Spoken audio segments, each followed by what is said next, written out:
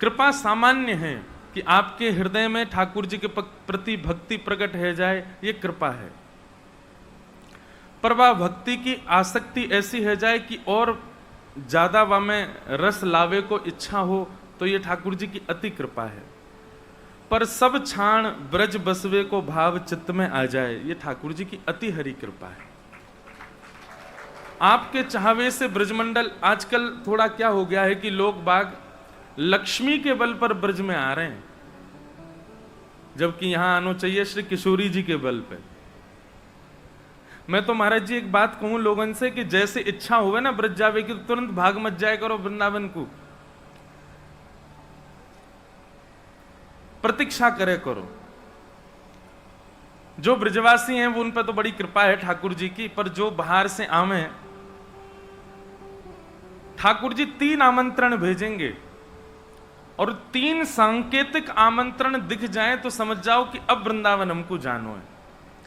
वृंदावन जावे की जिनके हृदय में बहुत व्याकुलता रहे, ये बात उनके लिए है, उनके लिए ना है जो चाट पकौड़ी भल्ला खावे आ जाएं, जो पेड़ा खावे आ जाएं, वृंदावन डोलवे आ जाएं, उनके काजे ये बात बिल्कुल नहीं है। जो बिल्कुल वरह आतुर रहते हैं, जिनके मन में ये इच्छा रहती है बस कैसे भी वृंदावन पहुंचे, ऐसे लोगन के काजे ये बात कह रहे हूं, 3 संकेत प्राप्त हो तो वृंदावन आओ।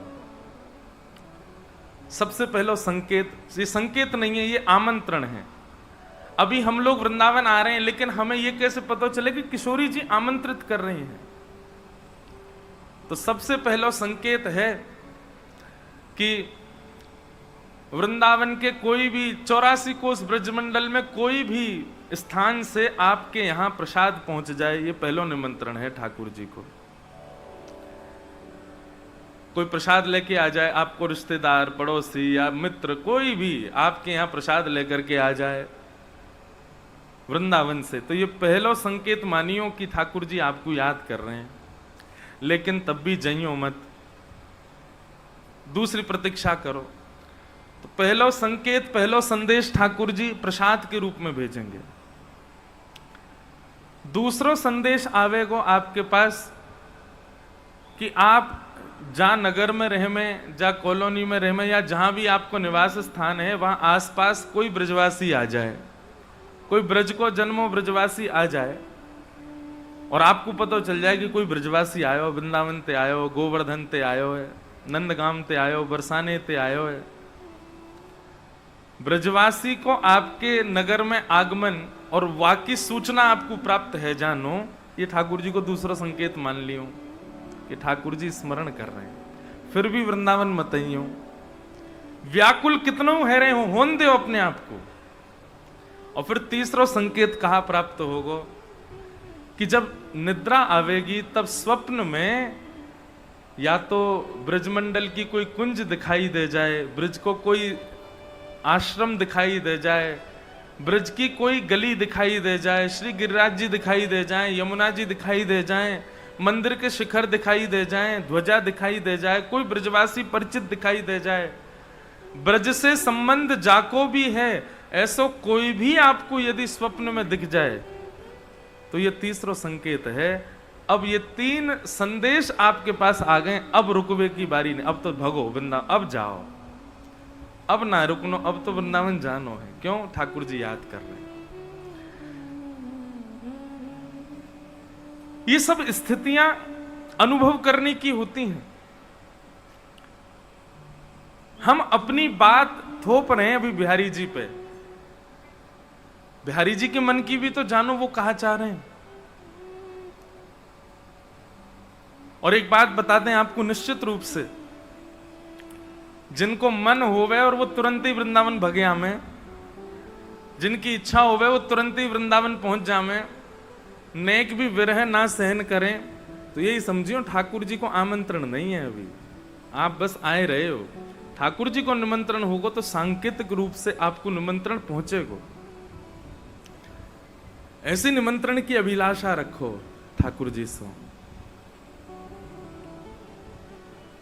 और ये निमंत्रण प्राप्त हो वाके लिए नित्य श्री जी को प्रणाम करो, नित्य हमारी किशोरी जी को वंदन करो, उनसे प्रार्थना करो, हे किशोरी जी चरणन की रज पाऊं, किशोरी तोरे चरणन की रज पाऊं।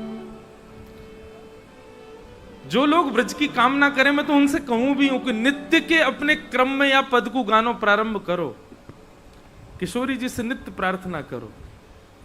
बैठी रहूं कुंजन के कोने, बैठी रहूं कुंजन के कोने, श्याम राधिका गाऊं, किशोरी तोरे श्याम राधिका गाऊं, किशोरी तोरे चरणन की रज पाऊं, किशोरी तोरे चरणन की रज पाऊं। या रज को ब्रह्मादिक तर सत, या रज को ब्रह्मादिक तर सत, सूरज शीश चढ़ाऊं, किशोरी तोरे सूरज शीस चढ़ाऊं, किशोरी तोरे व्यास स्वामिनी की छवि निरखत, व्यास स्वामिनी की छवि निरखत, विमल विमल जस गाऊं, किशोरी तोरे विमल विमल जस गाऊं, किशोरी तोरे चरणन की रज पाऊं, किशोरी तोरे चरणन की रज पाऊं। नित्य वृंदावन को या पद से स्मरण करो। ऐसे रसिक जनन की वाणी, जो हमारे रसिक आचार्यन के पद है ना, ये पद सुन के संतुष्ट होवे के काजे नहीं है भैया। इनमें उतना ही प्रभाव है जितना प्रभाव वैदिक मंत्रण में है। जैसे वैदिक मंत्रण से आप अपने बिगड़े भय नक्षत्र ग्रहण को ठीक कर ले हो, जैसे दैविक अनुष्ठानन से आप अपने घर की सुख शांति की समृद्धि की कामना कर ले हो, ऐसे ही ब्रज के उपासक, प्रेम लक्षणा भक्ति के उपासक जो श्यामा श्याम की भक्ति में निमग्न है, वो अपनी भक्ति की पुष्टता के लिए रसिक जनन की वाणी इनको पाठ करें, रसिकाचार्यन की वाणी को पाठ करो, खूब भजन गाओ, खूब संकीर्तन करो, पर अंत में या प्रारंभ में एक रसिकाचार्य की वाणी जरूर गाओ। ये मेरी प्रार्थना आपसे। चाहे हमारे अष्टछाप के कवि हों, चाहे हमारे स्वामी श्री हरदास जी महाराज एवं आदि उनके सब अष्टाचार्यन के पद हों, महावाणी जी हों, केलीमाल जी हों, हमारे हित 84 हों, जो भी वृंदावन रस को प्रकट कर रहे हैं, उन सब वाणी को अपने जीवन में उतारो, याद करो, गानो प्रारंभ करो, वही से कृपा होगी। अरे भैया, इन पदन से रीझ रीझ करके ठाकुर जी ने अनुग्रह किया है। इन पदन में बड़ी सामर्थ्य है।